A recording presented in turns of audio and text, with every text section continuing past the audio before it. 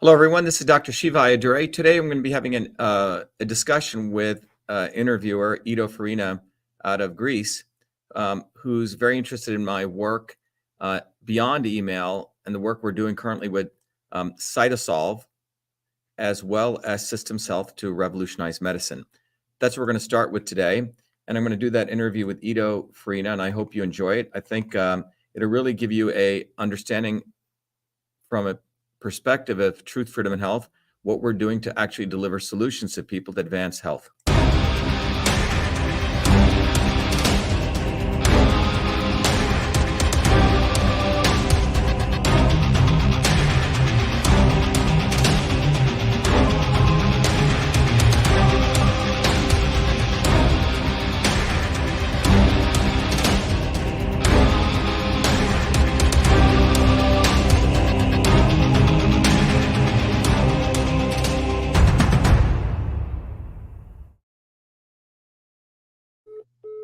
Hello, everyone. It's Dr. Shiva Ayyadurai. Today, I'm going to be doing an interview with. I saw great dumping some bit. So we're going to with the market down, they're going to have to force new liquidity into the system. We're going to have an interview with Ido Farina, who's joining us. He's a big crypto guy. He's very interested in the work we're doing. Ido, are you there? Yeah, I'm here, Dr. Shiva. How are you doing today? Good. How are you guys doing? I'm doing great. By the way, this is Versan. We have been doing live streamings since a couple of months ago. He's also one of my favorite persons in the crypto space. We are very good friends. All right. Morning, Dr. Shiva. It's truly doing? an honor to have the opportunity to speak with you. And where are you out of, Versan? Houston, Texas. Oh, okay. And Ido, you're out of Greece, right? Yeah, I'm still in Greece, Dr. Shiva. Okay. Yeah. Well, I shared with people that we're going to talk about the digital stuff that we're doing in medicine, and we can take it from all different perspectives. From there, the work we're doing with Cytosolve, with is really a decentralized platform for doing medical research, which eliminates the need for animal testing. So there may be some crossover in the work we're doing in Systems Health. So I don't know where we want to start, but we can start anywhere you want. Yeah, I sent some topics. Also, I want you to give some introduction of yourself. I know a lot of our viewers, when I comment with them that we might have you, they were commenting that they were excited. So many of them already know you, but some of them, I think they need some introduction. I sent for Hitter. I don't know if I pronunciate her name correctly, but some topics that I can be asking. Just let me open here the topics so I can tell you. Not sure if you have seen them. I did. I saw some of them. Yeah, so we can go through them, but I think it'll sort of flow nicely between what we discuss with all the different areas that we want to cover, I think, today. Yeah, we can touch on all of that. Yeah. So when you guys are ready, I can tap go live. Yeah, I'm good. Let's go. By the way, I invited also James. You have met him in our previous live streaming, but yeah. I don't think he saw it for some reason. So there's a chance he will join us, but I don't really know. All right, good. Yeah, so just let me change a bit my position. Yeah.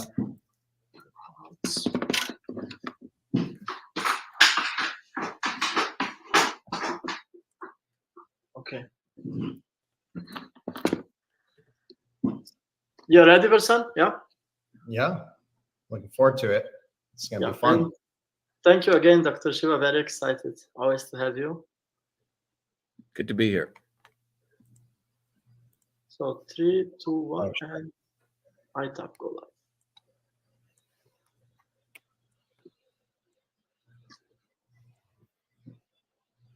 Oh, shit. And we are live. Welcome, everyone. We have a very special guest today, Dr. Shiva, which happens to be the inventor of email. So such an honor to have you, Dr. Shiva, again on the show. It's the second time we're having a conversation, first time together with Versan. So I would like to give the opportunity for you to introduce yourself. I know a lot of people from our audience already know you, but would love to hear from your own words if you can give a brief introduction of who are you, what have you been doing, and what is your main focus for the next years. So please go ahead, Dr. Shiva. Yeah, and can I share on your side some screenshots and stuff or no? Absolutely. Okay, yes. Good. So Well, welcome everyone. This is Dr. Shiva Adure. Number one, just to give everyone up to date, people should know that I'm running for president of the United States as a independent candidate, as a truly independent candidate, not like Booby Kennedy, who essentially is still part of the swarm. It's very important for people to understand because those in power have gotten very, very sophisticated in how they manipulate people. So there's the obvious establishment. You can put whatever name you want, the Clintons and the Bushes, but the not so obvious establishment is what a lot of people are not willing to break from. It's almost like slaves. They want to remain on the plantation to think that the plantation owner is going to resolve their problems. And so you have Trump, you have Kennedy, and you go down the list, Tulsi Gabbard. These people are still part of the swarm. It's very, very difficult, or people are too lazy not to want to understand this because it's very, very convenient for them to stay on the plantation. All right. So that's one thing people need to understand. But Ido and Versan, the understanding that led me to a lot of this goes back to my own journey. Everyone has their own journey. It's hard for me to understand your particular journey, but if you can take a moment to sort of walk through the life that I went through that, brought me to this, is that, I grew up in India in the early 60s in Bombay, India, which has a caste system, and it still does. People in India don't want to talk about this, where you have a system that was originally for people that was based on meritocracy, and then it became a system that was based on your birth lottery. So that's called the Indian caste system. So by all accord in that caste system, wherever you were born, you were supposed to only do that job the rest of your lives, right? But people fought against these things. My parents were one of those people, and we were very fortunate to get out of that. But it's also a mentality, right? Some people may be out of that system, but mentally they're still part of that. So when I came to the United States, Ido and Versan, I was very, very committed.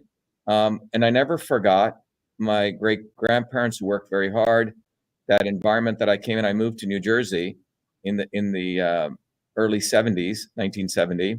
And I grew up with hardworking immigrants, all around us.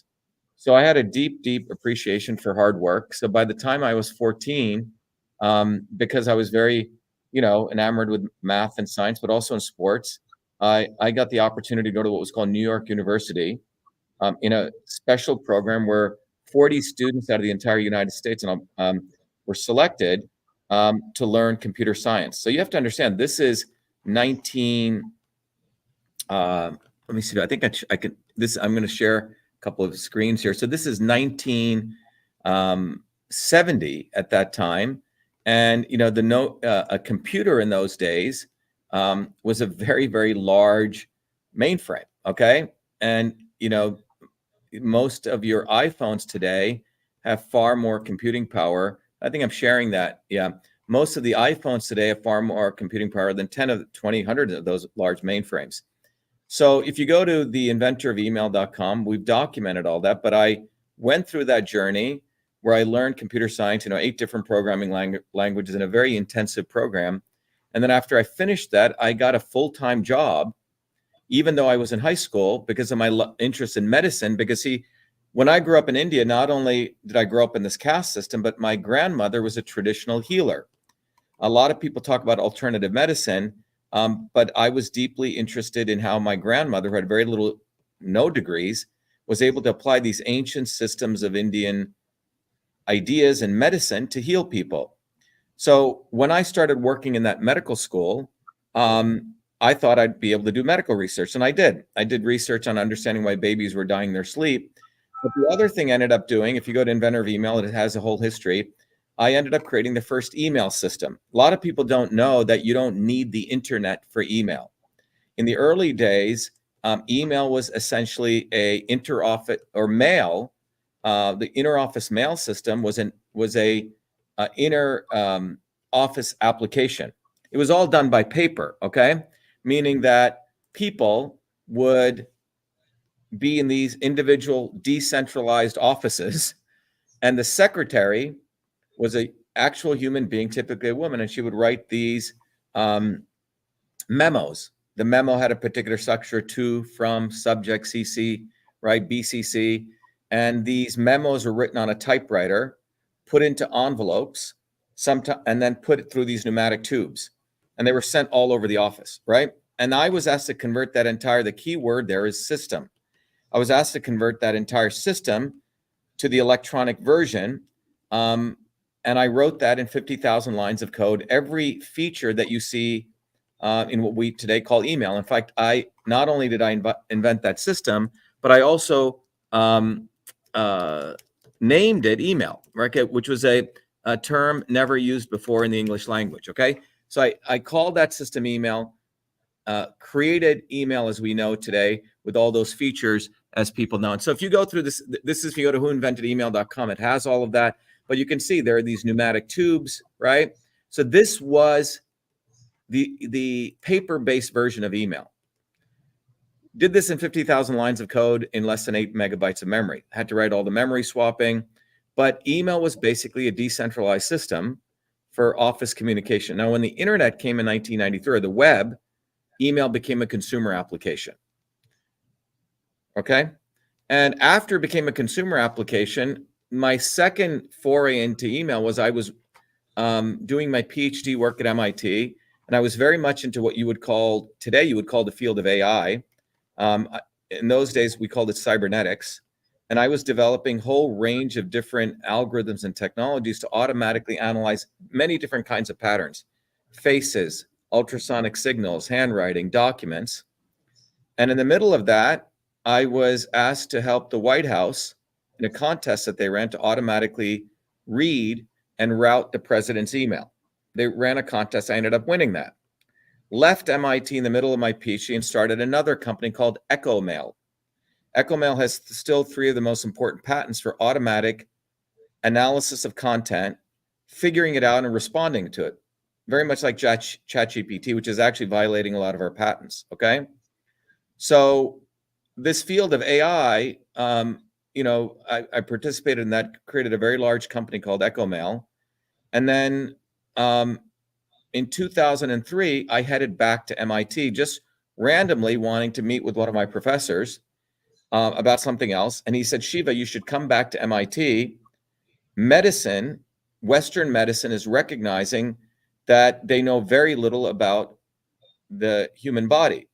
What had occurred was in 2003, the Human Genome Project had ended. And when the Human Genome Project ended, what we uncovered was that we have the same number of genes as a worm. This is quite fascinating, actually, because we went into the Genome Project thinking that what made a human being different than a worm was the number of genes, okay? So biologists had a very, very mistaken notion of complexity. They thought more parts, more complexity. You see what I'm saying? Like if I gave Ido 1,000 Lego blocks and I gave Versan 10 Lego blocks, Lego pieces, people would think that Ido is always going to create more complex structures. It could be that Versan connects those Lego pieces in very complex ways, even though there's 10 of them. And Ido may just take the 1,000 Lego pieces and connect them one after the other in a very linear structure, you see? So the number of parts does not mean complexity. But because many people don't have a systems approach to looking at the world, they immediately think more means complex. Does that make sense? Mm-hmm. So biology had made this significant mistake that they thought more parts, more complexity. It turns out we have the same number of genes as a worm. Okay, quite fascinating. We have 20,000 genes. So what makes a worm different than a human being is that the genes create proteins, the proteins interact with other proteins, and in fact back with the genes, but in much more complex molecular interactions known as molecular pathways, right? So you have more different kinds of reactions we do than a worm does. So it's the interconnections. So that led to a field called systems biology. That was in 2003. And systems biology said, wow, we need to now move out of the nucleus to look at the whole cell and how all these things interconnect, right? And so I came back to MIT, had someone run my company because to me this was fascinating. My advisor said, look, you created email, you love medicine. So I came back at the age of, I think, 41 or something, and I did my PhD again, started again. And I ended up creating a technology called CytoSolve. Initially it was my PhD work, where using this technology, we were able to interconnect these systems of molecular pathways and discoveries that are made in millions of labs all over the world. Right now, as we're speaking right now, before we end this talk, there'll probably be another, 500 papers published in the scientific journals, right? So every day, scientists are publishing in these decentralized labs. They're doing research on some little molecular reaction in the body, and they publish it. And you can win a Nobel Prize just for discovering one little reaction, because biology is an experimental science. There's no laws like physics. You have to do an experiment. You gather data, you publish. You do another experiment, you gather data, you publish. Mm-hmm. So if you think about the entire human cell, there's probably millions of chemical interactions or more. And so pieces of these interactions are being discovered every day. So our technology takes those interactions, organizes them, mathematically converts them to, physical chemistry equations, and then computes all of them in a decentralized way. Because some of these labs are not going to share all their data, but they'll share those reactions, you see? Right. So basically what we created was a computational infrastructure to model any disease on the planet without the need to kill animals, right? Which was seen as a holy grail. So it took me, 4 years to complete the PhD, another 3 years to get it published, because people thought what we did was quite radical. And then that was 2010. And between 2010 to now, which has almost been 13 years, we've been publishing in all the leading journals, going after every major disease. Academic research, as many people are realizing, is a very corrupt environment right now, because all these academics want is just grant money. They live off grant money. They don't really have any desire to actually ever solve the disease.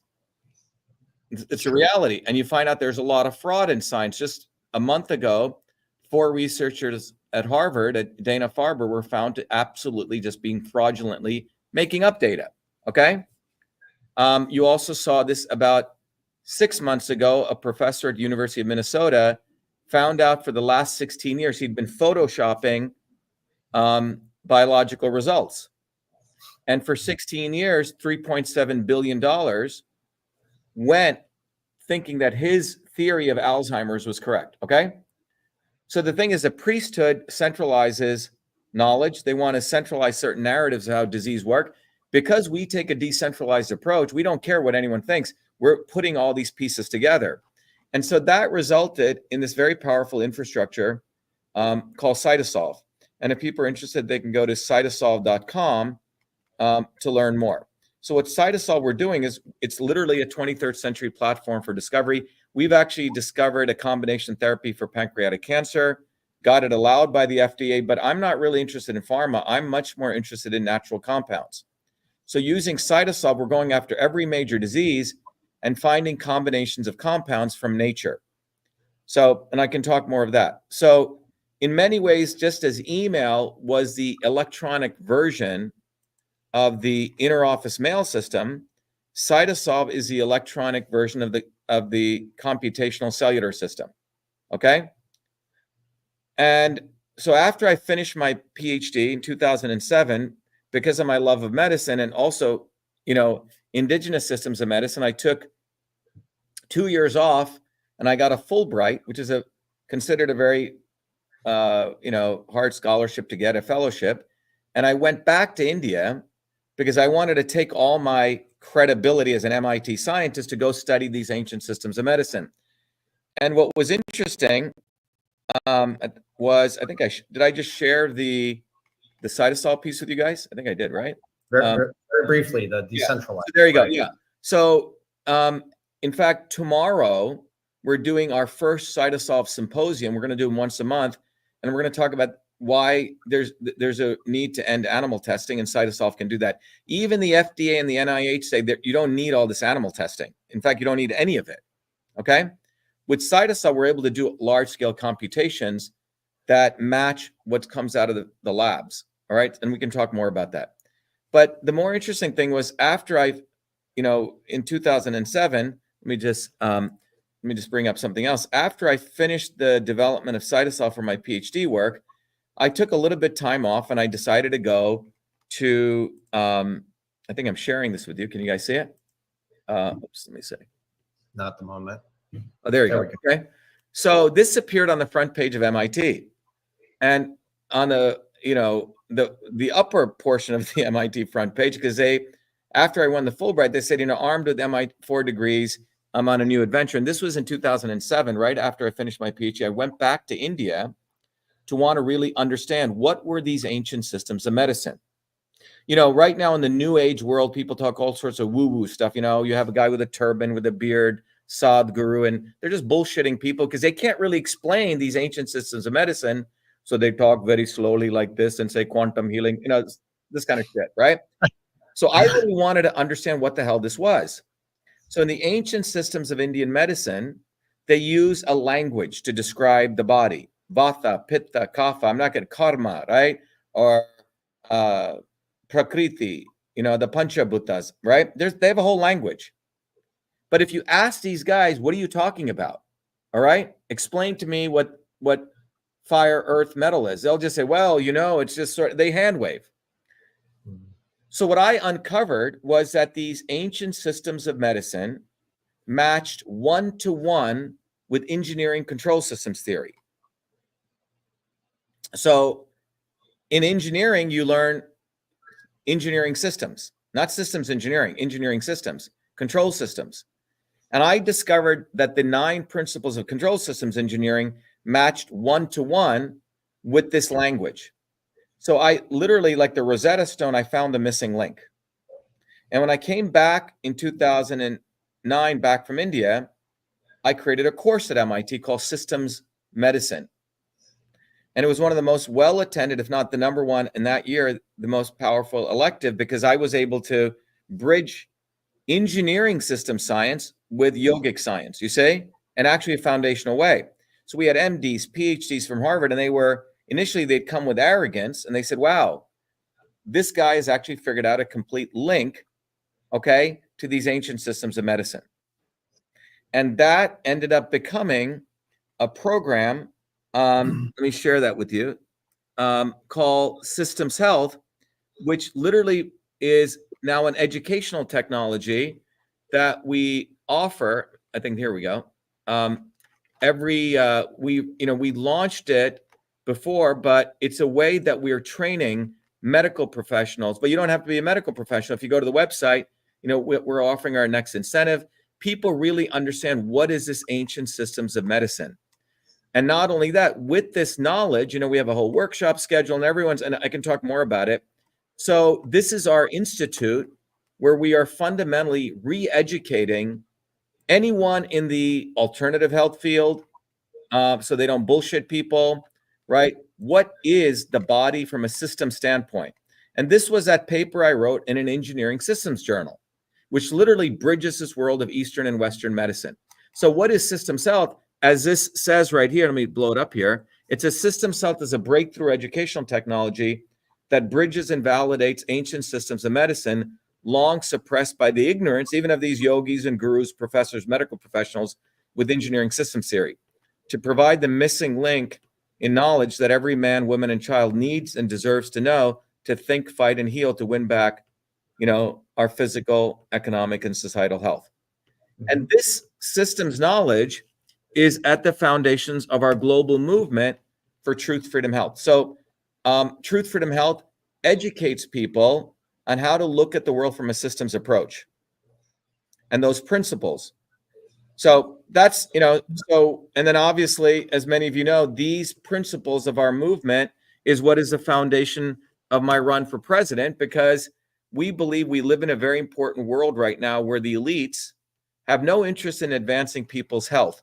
So if we go to this site here, I don't know if you guys can see that. I may have to go there. Yeah, you can see that, right? The downloads. Yeah. So if people go here, the core part of our campaign is we intersecting health, system science, and the need to fight. So if you look at this chart here, you'll find out that the average American right now lifespan is shorter than their parents. It's quite extraordinary. And this is not something that just happened today. It's been going on since 1980. Democrat, Republican, booby Kennedys, all these people have destroyed the health of the American public. And as a part of that, we explained that we need a systems overhaul. You see? So the concept of systems is sort of the core of the way I look at the world. And there's a great video people should see called shattertheswarm.com.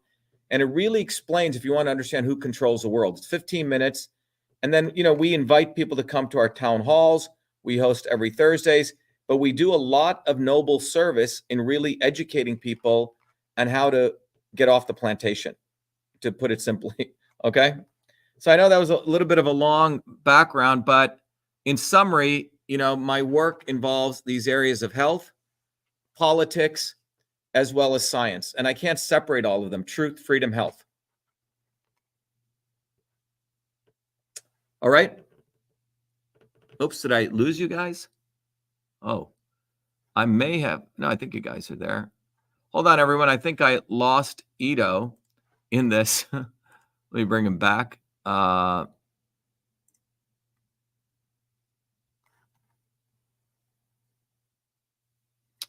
second, everyone. Sorry, Ido. I think I lost you. Sorry, Ido. I think I clicked on the wrong window. Yeah.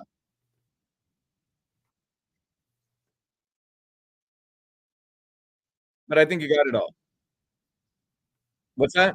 I said I had to cover for a minute. Okay, that's good. But I think you understand that the core of what I've been doing is, from a systems approach, really linking these worlds of science, politics, and medicine. Right. And to me, Because they're connected. They're all connected, and the connective tissue is truth, freedom, health. Mm-hmm. That you, We were talking. What's that? Dr. Shiva, we were talking about the importance of decentralization on regards to health. Information has been centralized for decades, especially about health.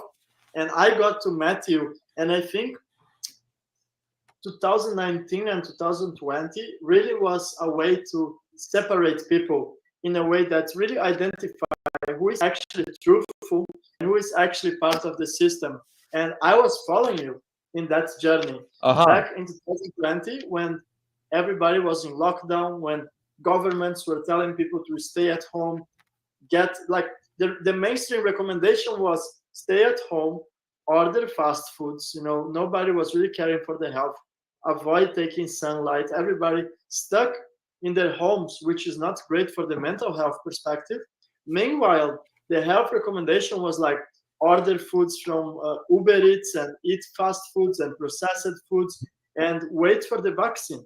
Everybody was having this approach. And I remember watching your videos, and you were one of the few individuals out there who were actually telling the truth about how to actually take care of your body. You were giving a lot of natural solutions.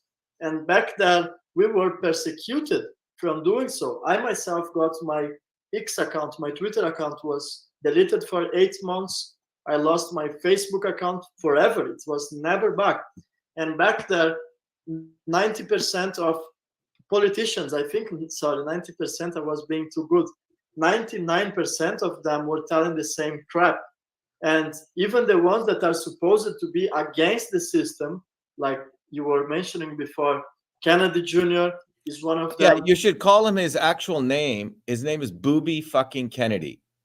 And the reason you need to call him that is because he is absolutely deep state. He was out there.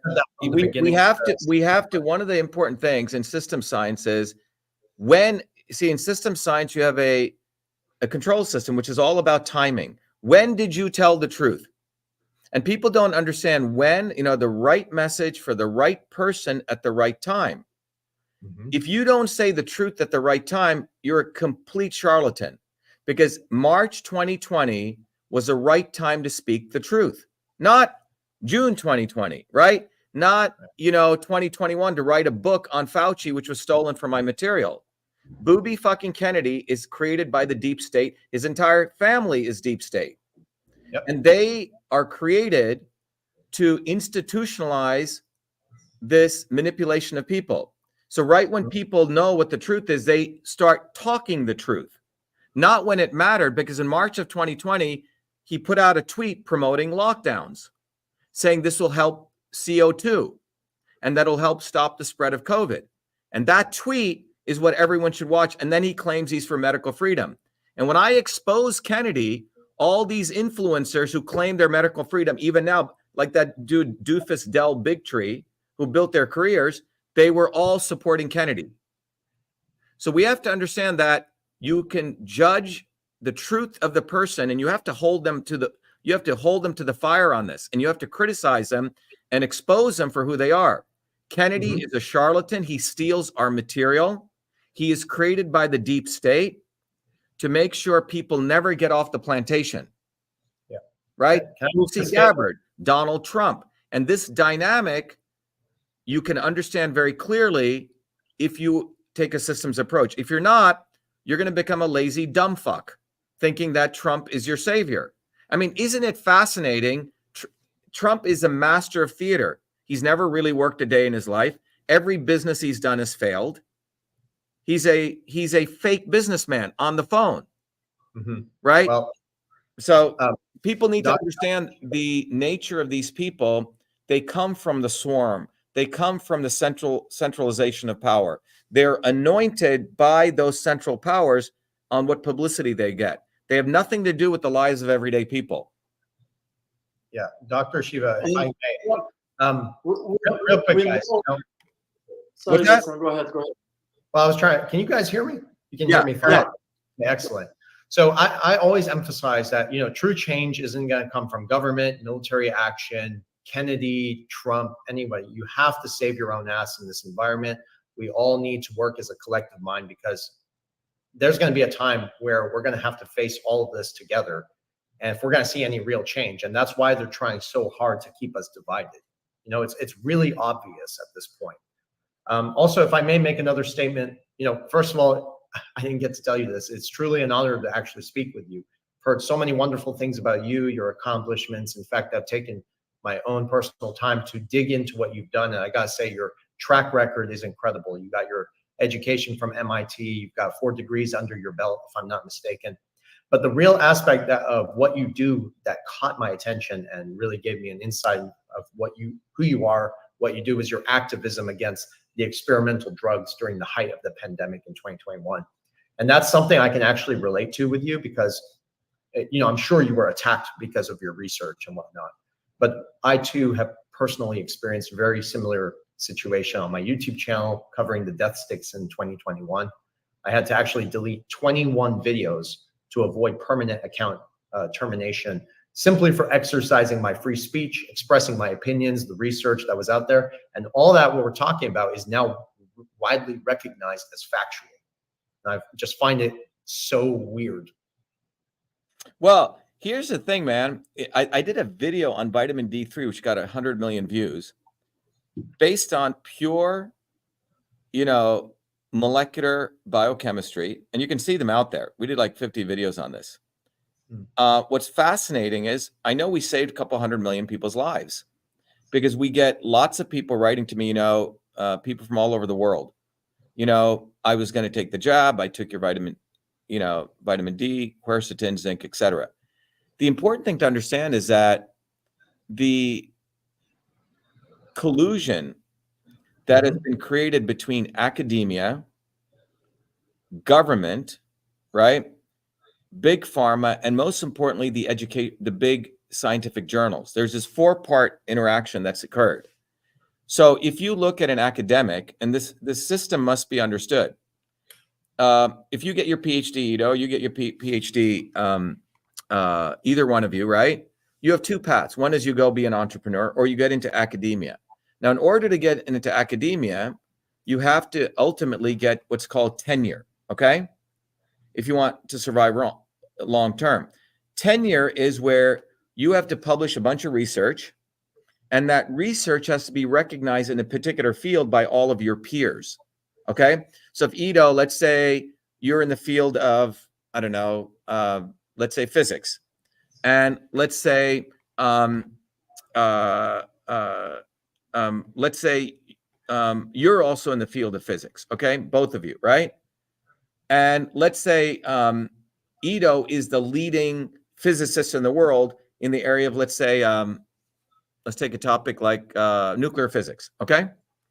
Now, if you're the young graduate student who just gets a position, a faculty position your first year, you have 7 years to write papers to prove that your research is of high quality, then you get tenure. Tenure, to everyone listening, means you never ever have to work again. You have a full-time job in that university for life. They can't fire you. Now, in order for you to get tenure, you have to convince someone like Ido. Let's say he's the editor of the Journal of Nuclear Physics, and he's been there for 30 years. When your tenure review comes up at your university, let's say you're at Stanford, they'll start looking at your research. They'll say, oh, for you to get tenure, please find 10 other of the leading experts. They have to write recommendation letters to tell other people that the research you did over 7 years is of significance. You say? Now, how do you get them to say that your research is significant?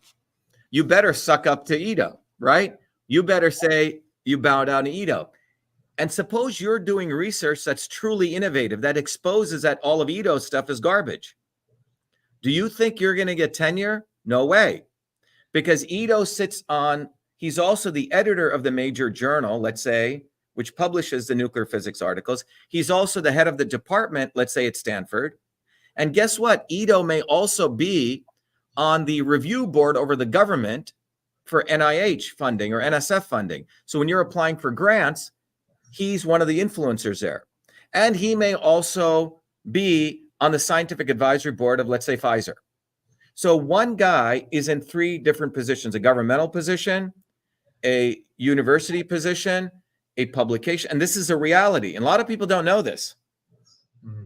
So a new finding in science may get completely suppressed because of the flow of money and capital. Yeah. So what's happened since 1970 is that innovative researchers do not make it in academia anymore. Who makes it are good salespeople.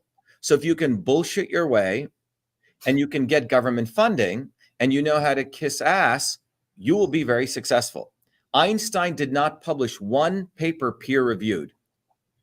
So when he submitted his last paper to physical review, I think, they said, oh, Dr. Einstein, we're going to send this out for peer review. He goes, what are you talking about, peer review? Because if new innovative work comes, you shouldn't have peers review it. His view was, you publish it directly, let the people decide. You say? Right. That's decentralization. At NASA too, is they set these standards, and I don't want to go down a rabbit hole like this, but they set standards in place for people to realize, well, that's as far as we've gone. That's as far as we can go. And that way now no one will think outside of the box until that is announced. By who? The ones who run the narrative, basically the mainstream. What's interesting about you said, Dr. Shiva, is that you could tie this all back to the financial system. And I find that to be very interesting because if you look back into the history, for instance, of the Federal Reserve, and I've always taken pleasure in exploring the past to understand what has transpired so we can understand what the current circumstances are, right? And it's evident at this point that people, corporations, nations, and I'm talking about pharmaceuticals as well, and even the military industrial complex, they are heavily reliant on central banks because that is their lifeline, money, essentially making them and us slaves to the system. And with central banks have their ability to print all this money, they can continue to perpetuate this debt-based Ponzi scheme that keeps them at the top while widening the wealth gap and, of course, impoverishing everyone else, but at the same time controlling the narrative, the information. And I think that's how they're going to continue to operate in the meantime, even as we digitize health and wellness. Because if they're able to print more money because they don't have a choice, they're able to sustain this debt-based system, which gives them the ability to, of course, buy up all the assets, buy up control, and of course, widen that wealth gap again with higher inflation and continued consolidation.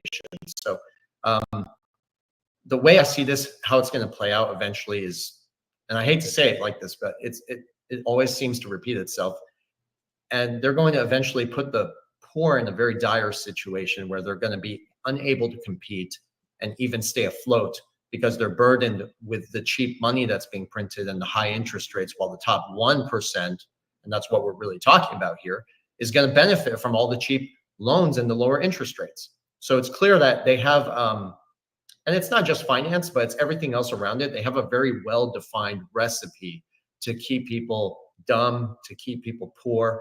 And this is why I continue to emphasize on my channel, and what me and Ido do here, is to diversify also outside of the dollar and into gold and silver digital assets if we're ever going to challenge their dominance, but it's also outside the box thinking. Yeah, look, the reality is that anything that has ever changed in the world has come from bottoms up movements.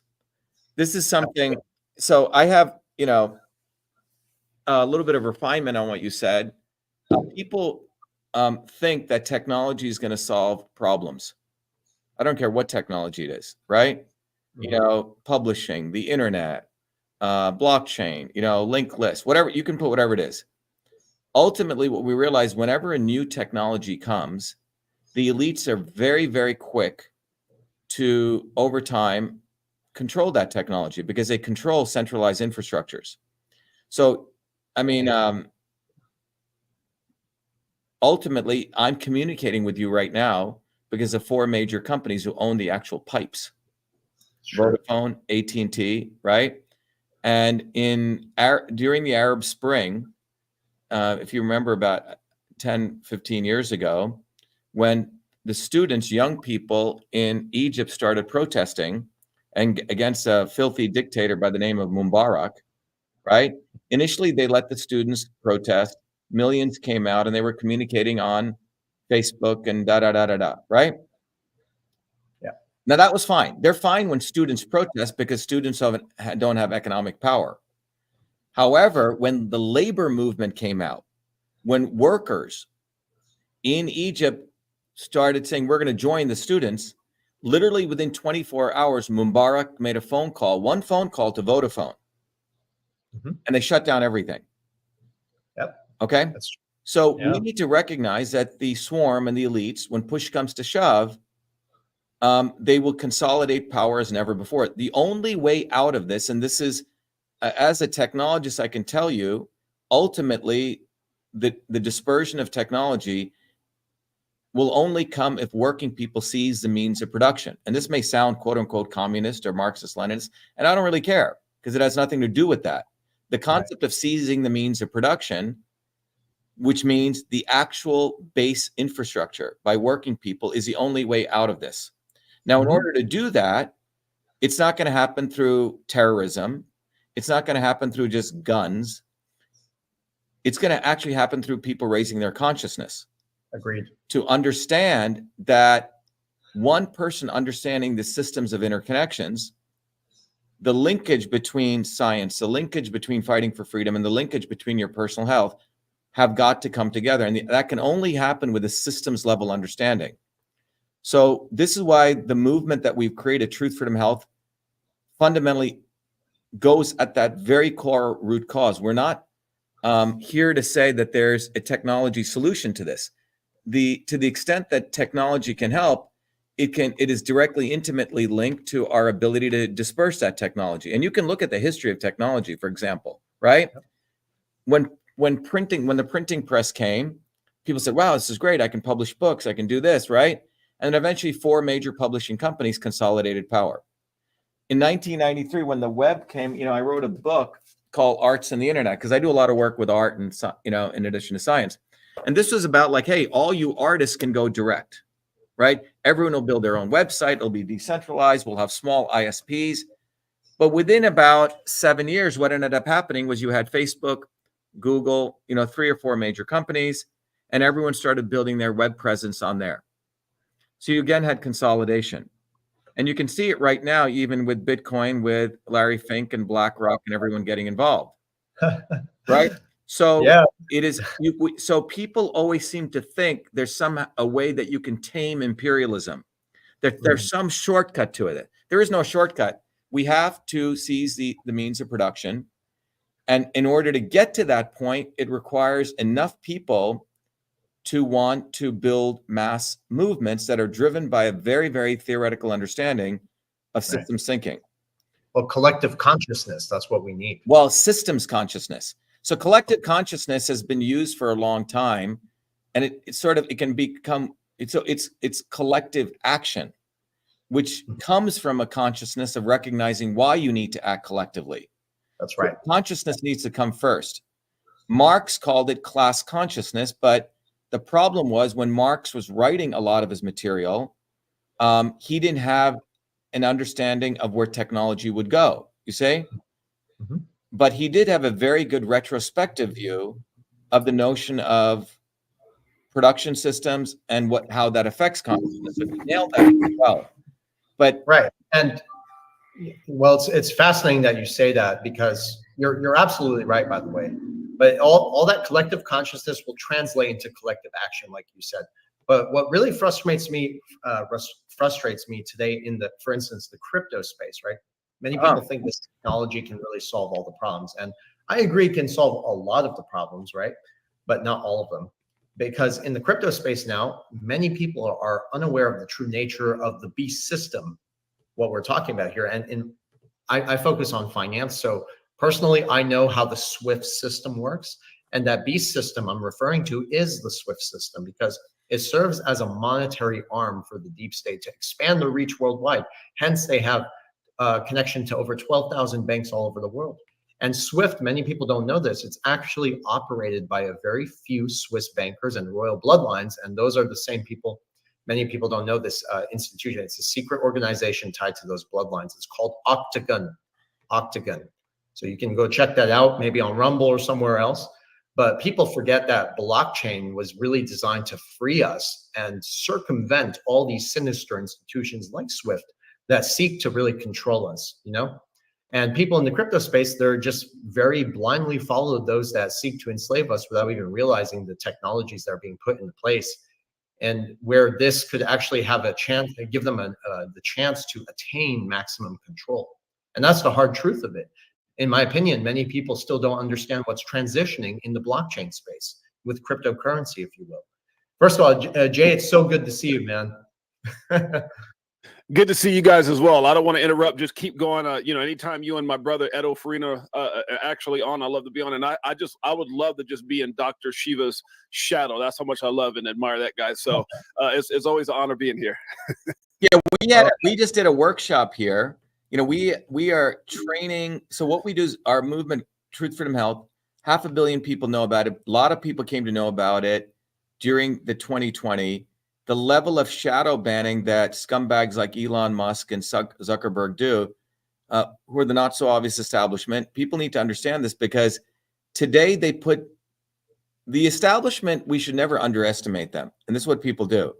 They have enough theoreticians at places like the Kennedy School of Government, MIT and Harvard, who are watching this video. They're watching trends, and they understand system science.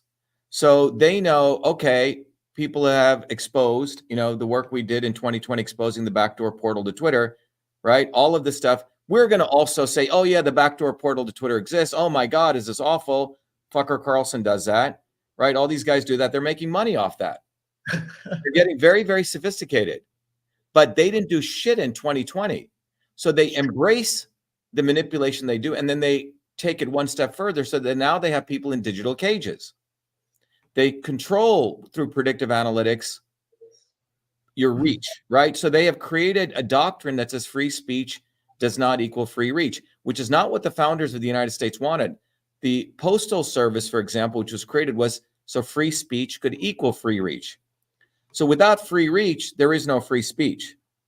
So Elon Musk grew up in an apartheid South Africa. He's absolutely okay with apartheid in the digital world. It's in his bones.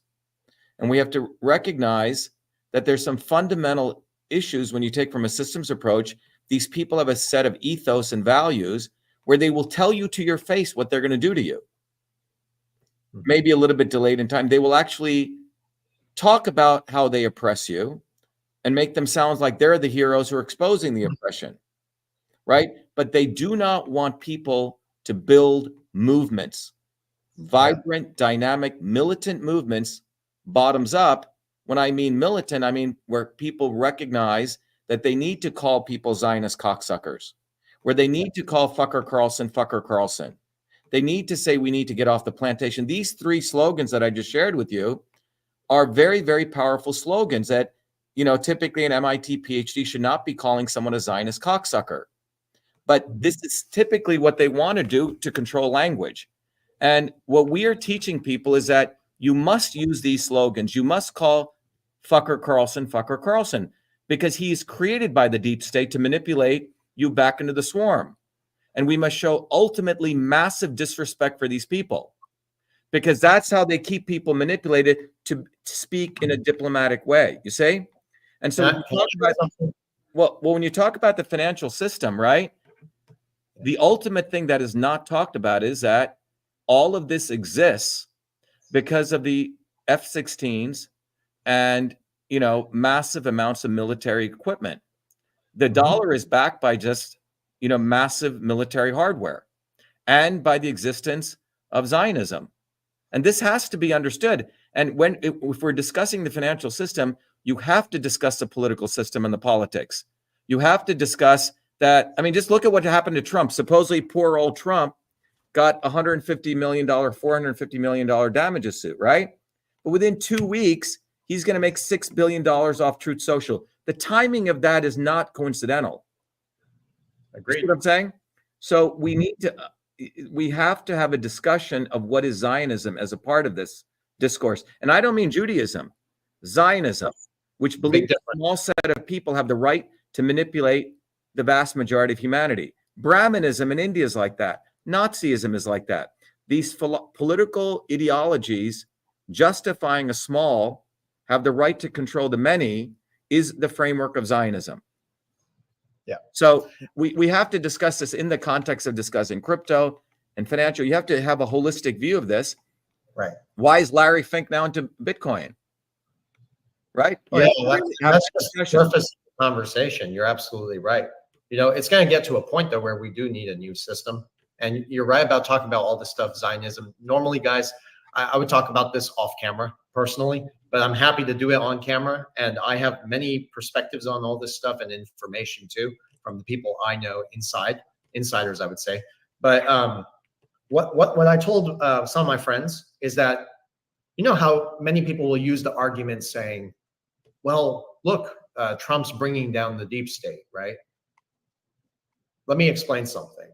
I don't think people understand how these elites operate.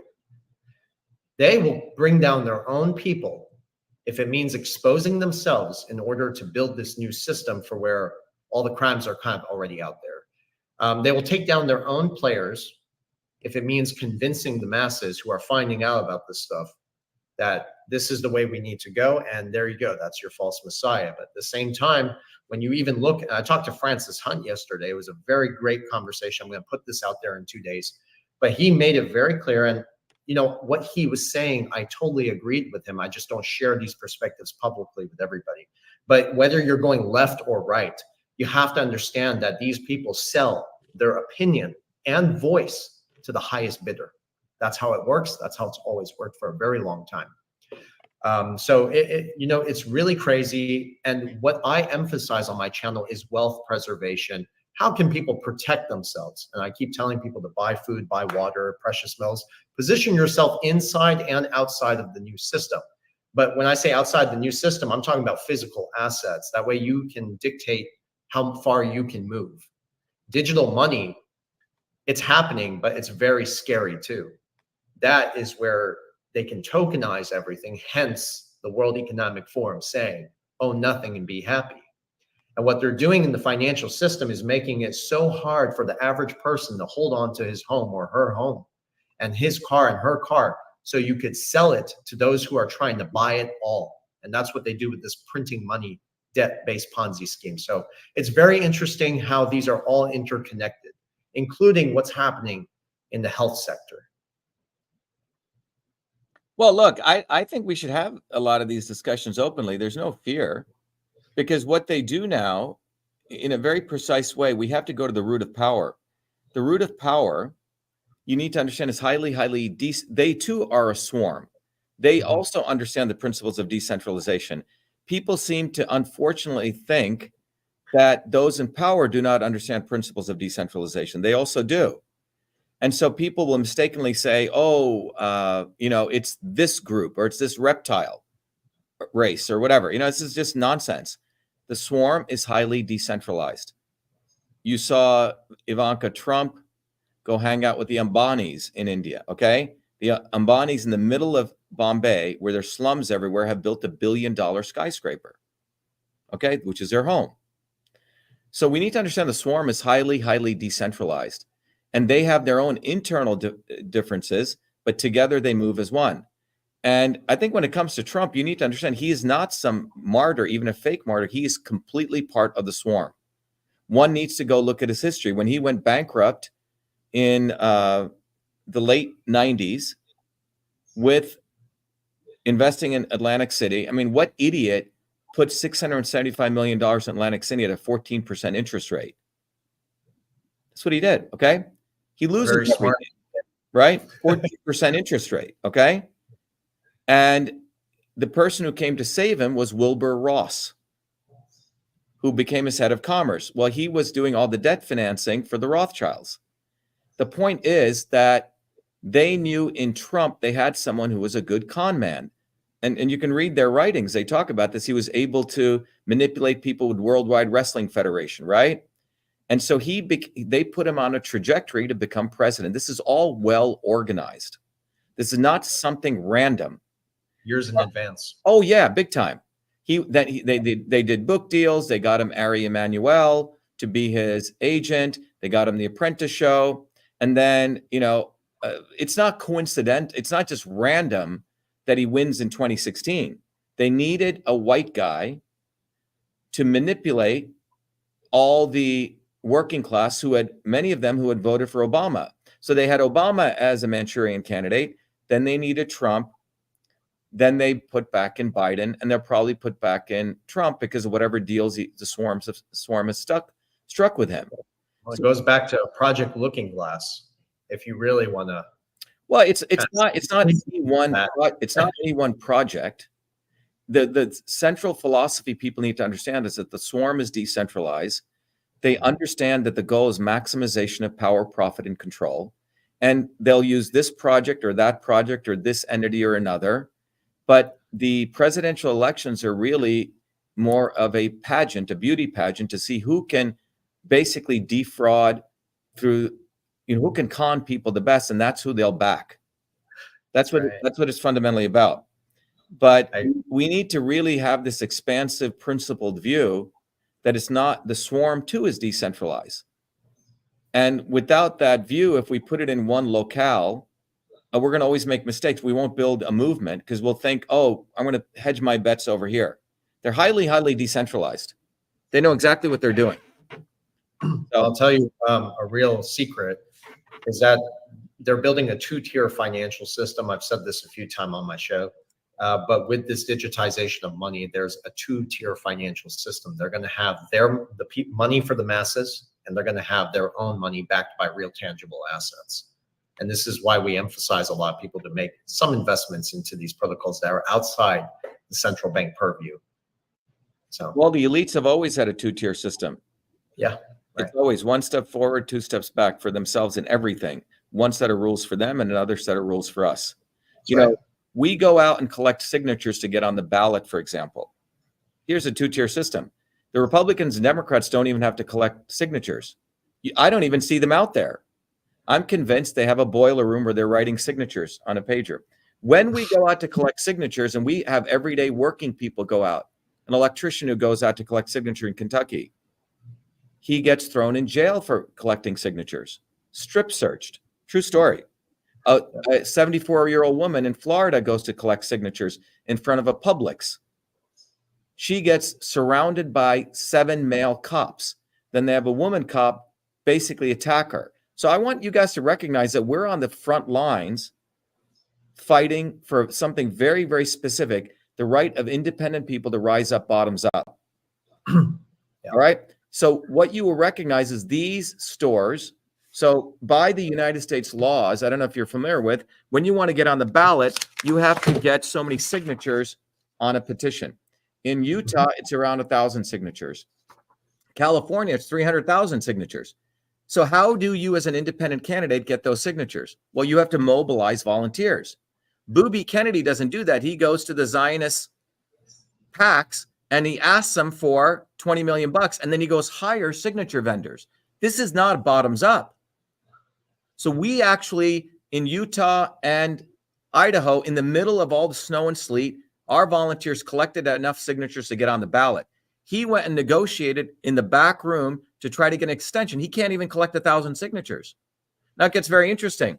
In 1982, there was a Supreme Court ruling that you can go in front of any retail store and collect signatures during a campaign, because the Supreme Court wisely ruled during a campaign that area in front of a retail store becomes a town square. You can, the private property rights of a owner get superseded by constitutional rights. It was a good ruling. So when we go to collect signatures, cops will show up. Oh, you can't be in front of this guy's retail store. We have to do the explanation, educate the cops. The government purposely does not educate the cops. You see what I'm saying? So we had a 74-year-old woman in front of Publix. She gets attacked. And we have to do all this education. Now, these stores that I just mentioned, Myers in Chicago, Publix, Walmart, are multi-billion-dollar companies. The government is not supposed to take the side of one company over another, a private citizen, but they do. And this is where the election fraud begins, even at these points of where you're trying to get on the ballot in a honest way, not like Booby Kennedy, not like the Democrats, not like, Trump. Okay. Yeah. And this is occurring in red states. Kentucky, the state of Thomas Massey, supposedly a libertarian, or Rand Paul. So the fraud is occurring in terms of centralization of power to make sure independents can never get on the ballot. So anyone listening, you should go to Shiva for President. If you really want to walk the walk, crypto is great. Great. Go do that if you want. But that's not the solution, guys. The future is going to come through mass movements of people building bottoms-up movements. There's no other solution but that. You can invest in gold and precious metals, but I'll tell you this, they can even control that. They can control the price of anything. The issue is we must shatter the swarm. We must fundamentally change this, and it's only going to occur through working people rising up with the right political theory. There's no other quick fix, and we see there's a quick fix. Oh, I'm going to, I'm going to protect myself if there's a nuclear war by collecting enough food, right? I'm going to do this by doing this. The only real solution is to building mass movements with the right theory and people raising their consciousness to become political warriors at a very, very deep level, not to be influencers, but to lead, But the system is so centralized because of the banking system. And that's really what gives them their ability to overreach, if you will. Well, the system is centralized, not because of that. The system is centralized because they keep a lot of people on the plantation and educating them not to build bottoms-up movements. This is why the centralization of power takes place, because people are actively bombarded with multiple, $600 trillion in that moves through the financial system. At least 10% of that is dedicated to brainwashing people every microsecond that they are supposed to be good house slaves, not to get off the plantation. And this brainwashing is incessant, So but the system was also designed to fail once they've gained enough control for us not to do anything about it. And that's really what we see happening right now.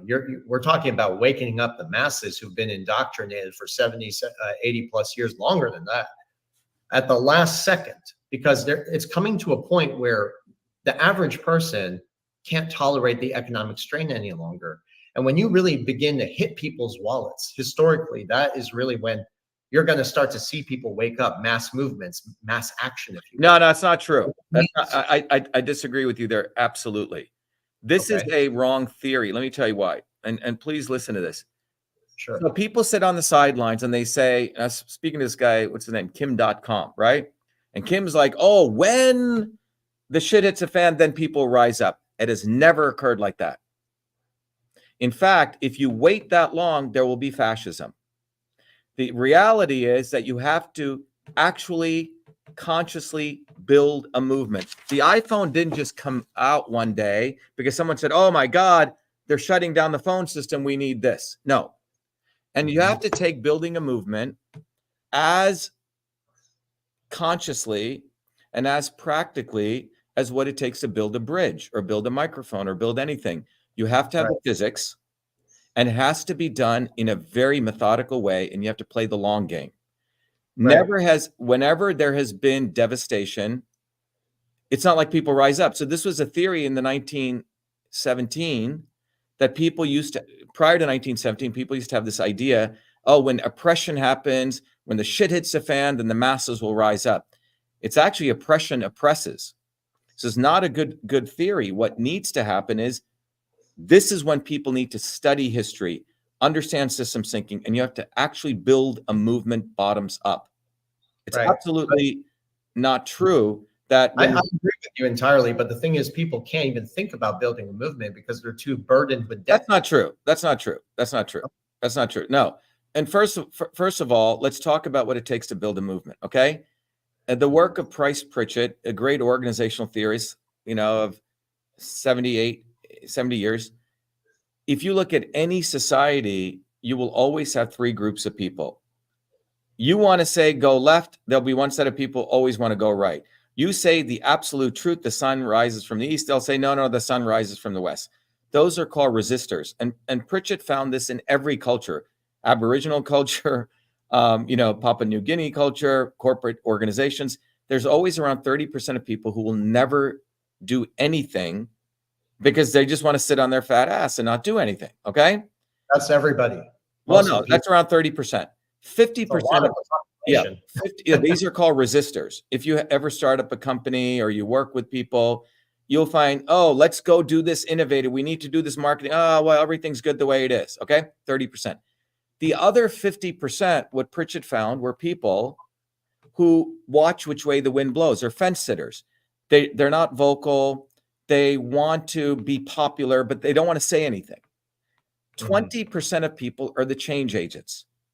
Now, what he said happens is, in organizations that start failing, the mistake that happens is those people who are change agents who say, yeah, I know where to go, I have this vision, they do a big, massive mistake. They whine about, oh, the world sucks, people are dumb, they can't do stuff, okay? And that 20% will spend 90% of their time on the 30% trying to convince them. If you looked at the pandemic, there were many people in families, oh my God, I'm going to convince that guy not to wear a mask. I'm going to convince him not to get the booster, okay? So the 20% of supposed change agents make this very strategic mistake. They spend 80% of their time trying to convince these resistors. You see, even if you're starting a startup or an entrepreneur organization, the early entrepreneurs are moving the company forward. They hire new people and they get a bunch of assholes who don't want to do anything. The management of that 20% will spend 80% of their time on that 30%. And you know what happens? Your organization goes down. You have to ignore that 30% or get rid of them and focus on the 20%, strengthening them so you'll pull the 50% over. All right? So a lot of people who think they're smart theoretically think that we have to focus on, people are dumb, we can't do anything. There's enough of us. I know this because we do open houses every day. We get people from all over the world. So you have to have this very clear discipline to say, I don't give a fuck about convincing you, because there are enough people who are ready, and you have to mobilize them with the right knowledge and with the right framework. And then you'll pull the other 50% over. And that's what we're doing with Truth, Freedom, Health. We find enough people. And those people you find are very good people, very self-reflective, very thoughtful, and they come from all different backgrounds. And those people are what you can build a movement on, and you have to do that now. Because when the shit hits the fan, those people are going to be trying to, they're going to be oppressed. There won't be a movement when the shit hits the fan. So this is a time to build a movement. Well, we emphasize a lot of building community. We do emphasize this quite often, actually. It's just the timing is not the best for everybody, I would say. No, this is the best timing, man. Best timing to talk about it and No, best try to timing to mobilize. This is the time to mobilize. You guys should come to our open house. You'll see the quality of people that come there. Electricians, plumbers, surgeons, everyone are working people who've gone down this journey. They wasted 5 years with Trump. They were following Joe fucking Rogan. They were following fucker Carlson. I don't watch any of those people. Right, You know, but I'm saying there's research, right? The average person, I think, has been misled by what you said, those deep state operatives who are so embedded in the YouTube and even Twitter. And like, I listen to what Tucker Carlson has to say. I take it with a grain of salt and I do my own research. And that's when I realize the true nature of what he's perpetuating. So, yeah, there's enough people now. You know, I'll give you an example. There was a orthopedic surgeon who was going to give like 20 grand to Kennedy because Kennedy was saying all the right things. And then out of randomly, a video pops up with me exposing Kennedy and what's his name, Joe Rogan. Now, this was very hard for this guy to hear this. He said, for 2 days, I had cognitive dissonance. But what's wonderful is this guy actually had that cognitive dissonance, was self-reflective, and, you know, he's helping us a lot in California. What I'm saying is there's enough people who get it, but they need the actual framework to mobilize a movement, and that's what we're doing. Everything that has taught me in life is, if you go look at the women's movement, when Susan B. Anthony, when she talked about universal suffrage, they laughed at her, the Democrats and Republicans. She went direct to people. The 19th Amendment was a result of that. The civil rights movement, when it came, Martin Luther King was promoted by the Kennedys to hijack that movement. But there was a Malcolm X, you say? So we have a huge, wonderful opportunity right now to actually mobilize movements. And we find this globally. And you don't need everyone. You can't waste your time with everyone. So I'm quite optimistic, actually. Dr. Shiva, can I hear your thoughts about the end goal for CBDCs? I think we can't avoid the CBDCs topic, you know. Well, look, if you look at what's going on with digital currency, right? It's a natural process where the central banks want to own this, right? They want to control it. And we know from a technology standpoint, people have this romantic illusion that somehow they keep using the word blockchain. I'm not sure how many people have ever programmed a blockchain, how many people have ever programmed a linked list, how many people understand what hash is, right? This stuff is not that sophisticated, okay? The actual hardware and the technologies that control this are still in the control of the elites. And without that understanding, people are going to have a romantic view, just like they had a romantic view of any type of technology. So the trajectory that this is on is the centralized digital bank currencies are where this is headed towards, right? And there's no, and you can see it, right? It's right in your face, right? Especially with, you know, with BlackRock and these guys are doing. So the ultimate goal is the CDBCs is one leg of a three-legged stool to integrate that with social media. And the third leg of that stool is carbon tax.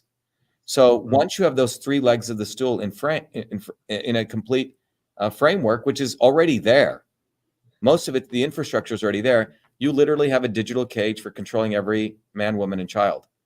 And what's happening right now, people are making people feel good that this is good for them. Yeah. And that's a propaganda that's taking place.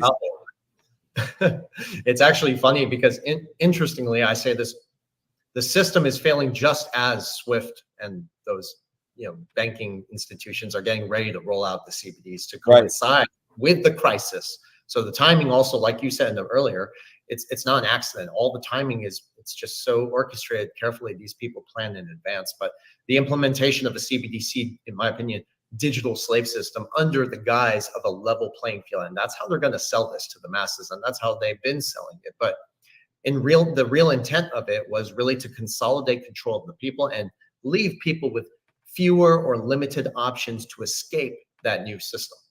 Exactly. Yeah. And what's interesting, you take a country like India, I don't know if you guys have been there, 6 billion people now. Everyone is absolutely fine doing everything digital, right? You have the smallest guy on a street, you know, may have one leg selling bananas and he's got Google Pay, okay, for example.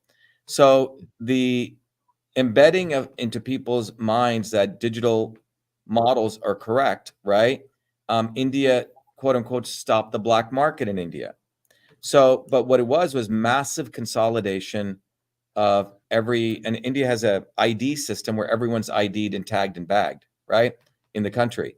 So India came from a world of the British being there. Most Indians are absolutely fine having no First Amendment rights. It's quite fascinating. They're still British subjects in a lot of ways. So India, in many ways, has become a wonderful test bin for this. So when you roll out, CDBCs in India, it'll just be adopted, accepted, and support, embraced fully. Right. But But that's what I was talking about, though. The economic strain on the average person is so bad to where they'll have to kind of accept it. And that's like the worst case scenario. But there are ways, to your point, Dr. Shiva, is how people can mobilize together and still position themselves to defeat the system or challenge it, the dominance of it. And that's really, what I was talking about is buying precious metals, buying assets outside the system, still digitizing, getting involved in the money for their system. And we teach a specific digital asset. One of them is called XRP. And that's really what we focus on here. I'm sure everyone can agree with me on that, right? Yeah. Dr. Shiva, can I ask you a question? What are your thoughts on the digital asset XRP? If you've heard of it or... I have heard about it from Ido. I haven't had a chance to go fully into it and look at all your frameworks, which, I should get educated on, but I haven't had the time. But I can broadly, what I can tell you is that these frameworks ultimately need to be owned by people. You say the framework development themselves and the actual core infrastructure, what I call the last mile. The last mile of a lot of this infrastructure is still owned by, the physical infrastructure to operate all these things is not owned by the broad mass of people. And until that's done, we're still going to have this serious problem. And who owns it, who can turn it off and shut it off? The reason I gave that Mubarak example was that everyone was very, very excited, right? When Arab Spring was taking place. Egypt has like 20-30% unemployment. Oh, wow, the kids are protesting. They're out there. It's decentralized in every part, right?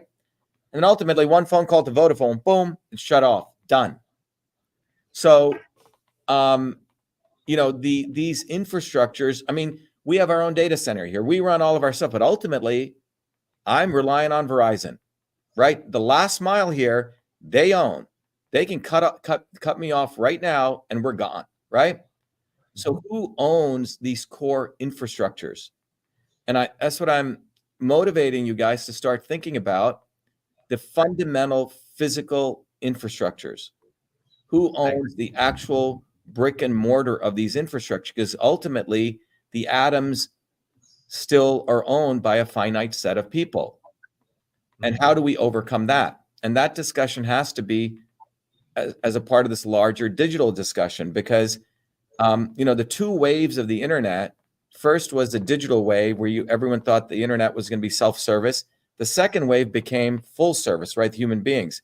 And with all of these things, it's ultimately going to be the physical atoms. Ultimately, who controls those physical atoms and those physical assets? You have to have that discussion in addition to talking about the digital framework. Now, there is a way out of that. And the networks and this physical infrastructure, it too must be controlled by people. If you go look at the analogy of when the founders of the United States in 1787 created the Postal Service, it was quite wild. A lot of people don't give this enough credit. Oh, what do you mean Postal Service? When Franklin created the Postal Service and others, the view was one individual should be able to send a letter to another individual without any government intervention. Think about this problem. This is without digital. So they decided there would be individual postal offices, and they created a police force that if anyone sent a mail letter from here to here, and any postal service worker opened up, it was 22-year sentence in prison. Now consider what I'm saying. Mm-hmm. So in 1997, the physical infrastructure of sending all this mail, which is quite extraordinary. It's quite amazing. For 10 cents, you could send a letter from here to there, and it gets delivered on time. It's pretty amazing. It's quite extraordinary. 1997, email volume overtakes postal mail volume. I was 28, 29 at the time, and I met with the Postal Service and I said, look, as a guy who created email, you must offer a public infrastructure. Because what happened in 1997? Google, Hotmail, AOL took over mail. Private companies now own the transmission of large majority of snail mail went into this. No one reads these, the privacy statements. They own your mail, okay? They can open up your mail. But if I send you a letter, if someone opens it up, a lot of people don't understand. There is the Postal Service as a police force. By the Constitution, my communication with you is protected. I can sue the government. I cannot sue AOL for opening up my email because they're a private company. So in 1997, the Postal Service told me, who are you? You're a 29-year-old kid. You don't know anything. We're running we have 500,000 employees. Go away. Well, in 2011, the Postal Service is going out of business. And they could have made money by offering, let's say for $20 a year, you get a public email service, but protected by the First Amendment. You see, we don't have that anymore. So here's an example of an infrastructure that was designed in 1787 to ensure communication that could happen freely by an entity which was protected by law to throw people in prison. So you can have all the technology you want, but where are the laws to make sure if someone violates this infrastructure that they're going to go to prison? There is none. We're just relying on technology. Well, if we're going in the technological world in which we are, we have to have a digital constitution of human rights then. That's well, it has to, yeah, and it has to be part that you can sue government. Right now, you can't sue Twitter. You got thrown off. You can't sue YouTube because the law is they're a private person.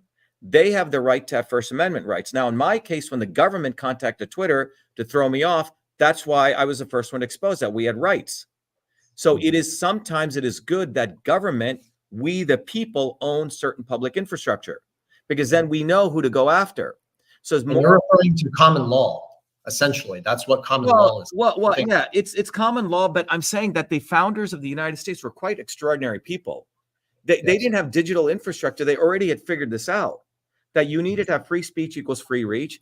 Certain infrastructure must be owned by the public and protected by laws. We don't have that anymore. Elon Musk, Mark Zuckerberg, 3 fucking people now own communications. And that was not what the founders envisioned. They created what you would call a rudimentary infrastructure called the Postal Service. Quite an extraordinary infrastructure. Now, the solution out of this is mesh networks. If you look at all of these individual postal hubs, they're owned by the people for the people. We need to have a network, a physical network where all of this crypto and all of this transactions that is owned by us. It cannot be owned by AT&T and Vodafone. This is a critical thinking I have with the crypto people. They're not looking at the infrastructure. The Indian government owns the entire infrastructure. They make one call to the Ambanis, it's gone. Your money is gone. You're dead. So but that's the problem with the crypto market too, is that people don't realize that the infrastructure is tied to the internet and also to the banking system, because if you have an exchange, you have to have a bank account. It can be the internet, but if you have peer-to-peer like mesh networks that are owned by the people for the people, which we can do, the technology is there, $25 WiMAX. My point is that the founders who created America were quite revolutionary people. They may not have had computing, but they had conceptually this concept that certain physical infrastructure must be protected by the people for the people.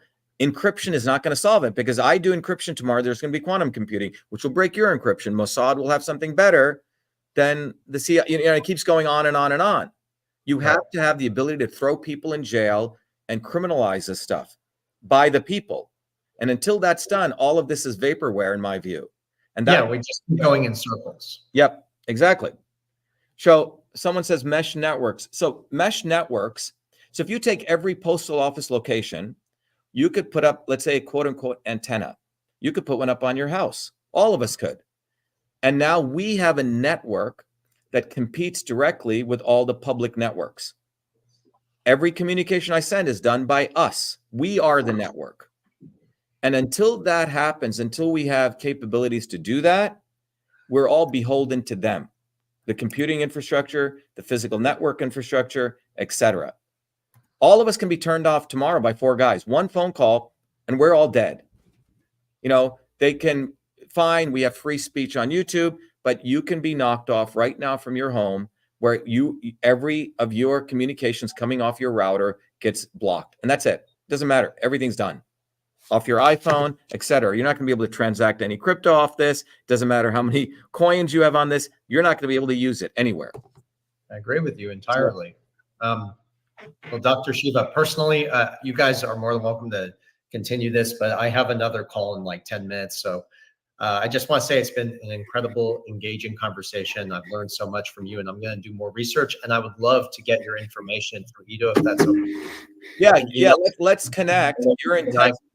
Yeah, I mean, I think you're in Texas. We should do a follow-up. But I encourage all of you guys to really recognize, come to our open house. We do every Thursdays, 11 a.m. and 8 p.m. But we need, you know, I do a lot of podcasts, very smart people. The leap that does not happen, and I hope you guys are, you know, do this. You got a lot of smart people, but they don't want to learn the science of systems. Because if you don't learn system science, which the elites learned, Kissinger knows system science, Zbigniew Brzezinski learned it, okay? George Soros is one of the leaders in reflexivity theory. The reason a finite set of people are controlling 8 billion people is they are thinking 20 steps ahead. They understand system dynamics. And without us, enough people embracing that, we're never going to win. It's not going to happen. We have to understand system science. Yeah, I agree with you. And I definitely appreciate your brilliance. You're making a lot of phenomenal points that really get you to thinking about this whole narrative. But yeah, I also have to go. I have a show at 12. I thank you so much, Edo and Versan and Dr. Shiva, for having me on. Versan, thank you. Very nice meeting you. Thank you for your insights. Same here, James. Talking with you again, okay? And Jay, you and I need to catch up. For sure, Versan. Always a pleasure to have you, Dr. Shiva. Thank you also, James and Versan, for joining us. And hopefully in the future we can have Dr. Shiva again. He's definitely one of my favorites. Yeah, I mean, I think we can go a little bit deeper because you guys may really enjoy understanding how research can be completely changed in a decentralized way. Right now, the reason there's not a lot of advances in medicine is because research is centralized into a few narratives, you know?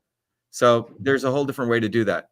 Anyway, guys, thank you. Be well, be the light. Best to you and your families. Great work. Keep it up. Same to you guys. Appreciate you guys. Bye-bye. All right, everyone. That was our friends in the crypto world. And I hope this was valuable. But fundamentally, what I want to explain to all of you guys is our movement, Truth, Freedom, Health, has solutions. Now, one of the immediate solutions that all of you guys can do is go to Shiva for President and get one of these bumper stickers. These bumper stickers are important because you put it on the back windshield of your car and 100,000 people will see it. Everyone knows that we're looking for ways to break the shadow banning and the censorship, but this is one way that you can be an agent of change. So go to shivaforpresident.com right there, and you can volunteer and donate. But simple way is, you know, get one of these bumper stickers.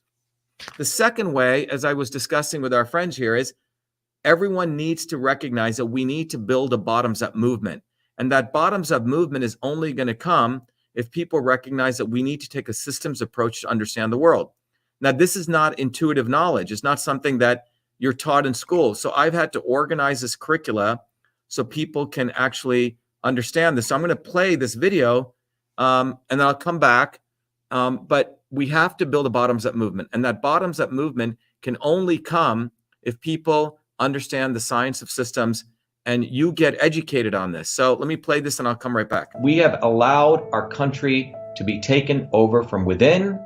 And the end goal is you will have a homogenized world where we will become slaves. Because there is a condition among the elites that really thinks they're better than you. Deep down inside them, that you don't deserve the freedoms you have. They don't. This reality is what people need to wake up to. And we need to all unite working people. There's only one movement that can do that. And that is the movement that we started creating here in Massachusetts, the movement for truth, freedom, and health. Look, I've been a student of politics since I was a 4-year-old kid. studying revolutionary movements, left wing, right wing. There's a physics, there's a nuclear science to destroying the establishment. To build a bridge, you need to understand Newton's equation. You need to understand the laws of gravity. You need to understand Poisson's ratio. There is a way to build a revolution. And that's why I put this together. My goal is to train an army of truth, freedom, and health leaders. We don't need followers like social media. We need leaders, but they need training because the educational system does not teach them history, nothing. So in 3 hours, that's what I've started doing. That's the solution. We got to train people. First, with understanding what a system is, the dynamics of all systems that affect nature. The second is understanding the interconnection between truth, freedom, and health. Freedom is the ability to move freely, communicate freely, talk freely. Without freedom, you cannot convert ideas, hypothesis into truth, which is science. And without freedom, you can't really get to truth. And without truth, you make up fake problems and fake solutions, which means you destroy our health. And without health, which is the infrastructure of us and our body, you can't fight for freedom. Truth, freedom, health. Third concept is it has to be bottoms up. Working people, people who work uniting. And what the right wing has done is whenever you say working people unite, that must be communist. Meanwhile, they've let the Democrats run unions, which suppress workers, completely corrupt. But when you look at the arc of American history, it's been when working people came up. We need to go local. Every solution I'm coming up with as a part of this movement, we're giving the science, which is the truth, and then we tell people what they can do on the ground. Like with election fraud, you don't need to wait for some lawyer. Our goal is to train people to go local, to go local, to go local, fight locally. Forget lawyers, forget politicians, forget celebrities. You've got to learn politics, and there is a science to it. They lock us down, we should be ready to shut them down. And the fourth part of this principle is the not so obvious establishment. So when you look at a system, there's always something that disturbs you from getting to your goal. Well, the biggest disturbance is the not so obvious establishment, which are those people who claim they're for you, on the left and the right. The Al Sharptons who tell black people I'm for you. The Tucker Carlsons. Do you think any true anti-establishment person will ever be on Fox or CNN? I don't think so. They both mislead working people back into the establishment. Without this solid understanding of political physics and theory, you're screwed. You're going to follow on the left wing Bernie Sanders. Oh, he said something. Or Robert Kennedy. Scumbags. Or you're going to follow some right-wing talk show host. They're not going to lead us to liberation. It's us. We're building a bottoms-up movement, and that political physics, it's a nuclear science of change. Bottoms up. We have to organize to understand that there is people who talk a good game and then look at what they actually do, left and right. I'm sorry, Sean Hannity may say some good things, but I don't see the urgency in his voice to get something done, and it can only come when you weaponize yourself with the right knowledge. You need to be able to identify a rat. You know, Christ didn't go after the Romans, right? It was the Pharisees and the Sadducees who screwed him up. His own quote-unquote people. And that's where we're at. So these four concepts I've built into a curriculum where people can go to truthfreedomhealth.com, and it's an educational program. We need to train people in political theory. You need to have physics, and I've created that curriculum. People need to get educated. We need to get educated fast. And within a half an hour, I can teach people. 2 years of MIT control systems, I teach people those concepts. Then I apply it, anyone can understand it. And then you say, oh, I got to build a bottoms-up movement. They have to get politically astute, and then they have to go locally and act, not sit there on social media. They have to act locally, defy locally, do civil obedience locally, but with knowledge on how to build a movement. Now, the Senate campaign's expanded to the Movement for Truth, Freedom, and Health, and they can find it on truthfreedomhealth.com. So people can sign in, they can get access to a bunch of videos. If they want to take a course and become a Truth, Freedom, Health leader, I offer a full scholarship there. But we want people to make a commitment that they'll study, that they'll get certified, that they'll go do activities on the ground. So go to truthfreedomhealth.com.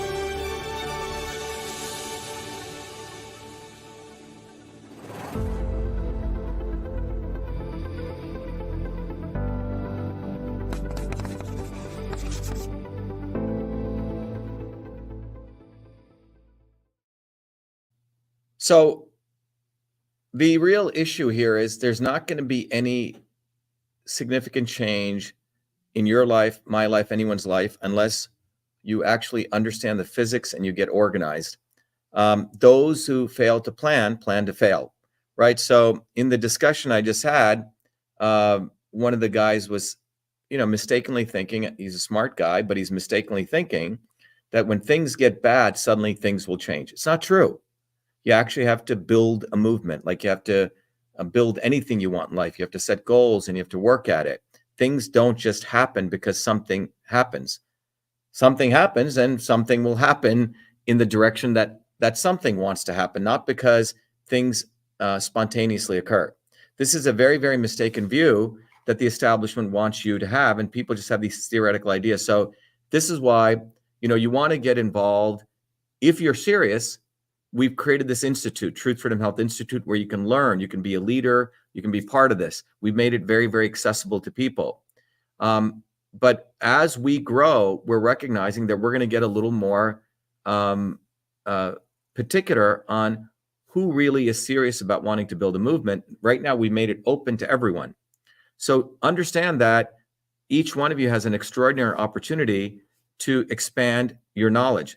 Now, what's wonderful about education, unlike any other, you can go buy an iPhone, you can go buy a car. Most of those assets depreciate in value.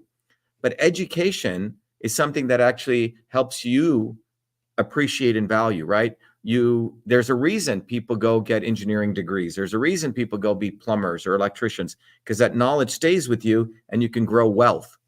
And there's no other better wealth than learning how to liberate yourself, how to be healthy, etc. So Truth, Freedom, Health, we're giving this very powerful, concentrated knowledge for those who value education, those who are willing to let go of their ego, because we're building a global movement of people who want to raise their consciousness. And that's what education does. So recognizing the real power of real education is to advance knowledge. If you don't want to put your time and energy and your money in something like education, but you're willing to spend it on garbage, then it's a serious problem, because you're going to become enslaved. So recognize that's what we're doing. So get involved, get involved, get involved. Support the movement that we're building, which is really an educational movement. The last part I want to end with is every Thursdays, it's a lot of time, at 11 a.m. and at 8 p.m., we have an open house, vashiva.com/orientation. Join us, get involved, because you'll meet incredible people. Don't lose that opportunity to get educated, or you'll surely be enslaved. Anyway, thank you, everyone. I hope this discussion was valuable. But, as we shared, the work I did in inventing email didn't stop there. A lot of my work is now invested and heavily involved in revolutionizing medicine and supporting the liberation of all of us. So get involved, get involved, get involved. Be well, be the light. We need to build a bottoms-up movement. Go to shivaforpresident.com and volunteer.